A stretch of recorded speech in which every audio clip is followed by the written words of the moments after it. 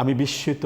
আমি একজন বিবেকবান নাগরিক হিসেবে বলতে চাই, আর কোনো রামিসার মৃত্যু আমরা দেখতে চাই না, আর কোনো রামিসা ধর্ষণের শিকার হোক সেটা আমরা দেখতে চাই না। একটি সমাজে অপরাধ প্রবণতা তখনই বেড়ে যায় সেটা যদি শক্ত হাতে দমন করা না হয়। আপনার মনে আছে কিনা জানি না, অ্যাসিড নিক্ষেপের মতো যে ভয়াবহতা ছিল একটা সময়, এখন কিন্তু অ্যাসিড নিক্ষেপ হচ্ছে না। কেন হচ্ছে না? কারণ এই ব্যাপারে জিরো টলারেন্স ছিল এবং একটা সময়ে কিন্তু এসে এটা থেমে যায়। আমার কাছে মনে হয় এই যে সমাজে যে নৃশংসতা চলছে, মানবতা যে বিপন্ন হচ্ছে, এই রামিসা নামক ছোট্ট শিশুটি যেভাবে ধর্ষিত এবং পরবর্তীতে হত্যাকাণ্ডের শিকার হয়েছে, প্রথমেই আমি বাংলাদেশের নাগরিক হিসাবে আমি বলতে চাই আমি লজ্জিত, আমি বিস্মিত। আমি একজন বিবেকবান নাগরিক হিসেবে বলতে চাই, আর কোনো রামিসার মৃত্যু আমরা দেখতে চাই না, আর কোনো রামিসা ধর্ষণের শিকার হোক সেটা আমরা দেখতে চাই না। এবং এই জন্যে আমাদেরকে এখন এই ক্ষেত্রে কোনো রাজনীতি, কোনো সমাজনীতিতে ভিন্নতা অতিক্রম করে আমরা একটা প্ল্যাটফর্মে আসতে হবে, আমরা এ অপরাধ থেকে বেরিয়ে আসতে হবে। আমার কাছে মনে হয় মাদকেরও ভয়াবহতা, নৈতিক অবক্ষয় এবং স্থলন, রুচিবোধের অবক্ষয়, সামাজিক ও রাজনৈতিক মূল্যবোধের অবক্ষয়, সামান্য স্বার্থের জন্য নিজের অন্যের ক্ষতি করা, এই যে একটা টেন্ডেন্সি হয়ে গেছে সোসাইটির, এগুলো থেকে বেরিয়ে আসতে হলে এগুলো আমাদের শক্ত হাতে, দ্যাট মিনস হচ্ছে দ্রুত শাস্তিমূলক ব্যবস্থা করতে হবে এবং শাস্তি নিশ্চিত করতে হবে, সেটাকে আবার প্রয়োগ করতে হবে।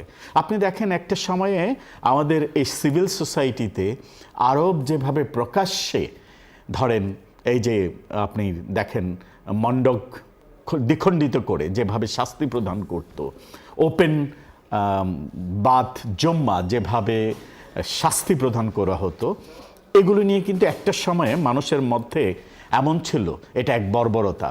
আপনি দেখেন এই বর্বরতা আমি বলছি না, এই ওপেন আজকে যে ভয়েস রেস হচ্ছে সোসাইটি থেকে যে না আমরা নিজ হাতে এটার বিচার করতে চাই, আমরা চাই প্রকাশ্যে ফায়ারিং স্কোয়াডে মৃত্যু হোক, প্রকাশ্যে তার ফাঁসি হোক, এই কথাগুলো কিন্তু মানুষের ক্ষোভের বহিঃপ্রকাশ, একটা আর্তনাদ, সমাজের আর্তনাদ। এই কথাগুলোর মাঝে কিন্তু সমাজের অনেক চাওয়া, সমাজে যারা বিচার পাচ্ছে না, বিচারের জন্য ধারে ধারে ঘুরছে, পাচ্ছে না। এবং এই প্র্যাকটিসটা একদিনে হয়নি। আজকে আমরা যেটা দেখতে পাচ্ছি গত 16-17 বছরের একটা আমরা দেখতে পাচ্ছি এইটার একটা আউটব্রাস্ট।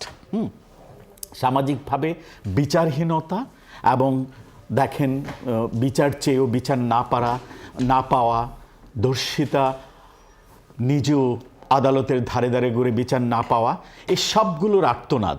তা আমার কাছে মনে হয় এখন সময় এসেছে, আমরা চাইলেই আইন কাদের জন্য, কোর্ট কাদের জন্য, মানুষের জন্য, আমাদের জন্য। আমরা যখন দেখছি একটা অপরাধ সমাজে দিনে দিনে ভয়াবহ আকার ধারণ করছে, আমরা কেন সেটাকে সংস্কারে যাচ্ছি না? এবং এই সংস্কার করতে হলে এটা ওপেন হোক, কেউ যদি এটা বিরোধিতা করে সেটাও জনগণ জানতে পাবে যে সংস্কার কারা করতে চাচ্ছে না। সেটা ধর্ষণ সহ কিছু কিছু ইস্যুতে আমার কাছে মনে হয় এখন সময় এসেছে খুব দ্রুত সংস্কার করে আইন প্রয়োগ করা এবং সেটাকে বাস্তবায়ন কিভাবে করা যায় দ্রুত বিচার ট্রাইব্যুনালে। তাহলে আমার কাছে মনে হয় একটা সময় আসবে অ্যাসিড নিক্ষেপের মতো আমাদের এই যে ধর্ষণের ভয়াবহতা, নৃশংসতা, রুচিবোধ, মানুষের যে আমার কাছে মনে হচ্ছে সমাজে মানসিক রোগের সংখ্যা বেড়ে যাচ্ছে।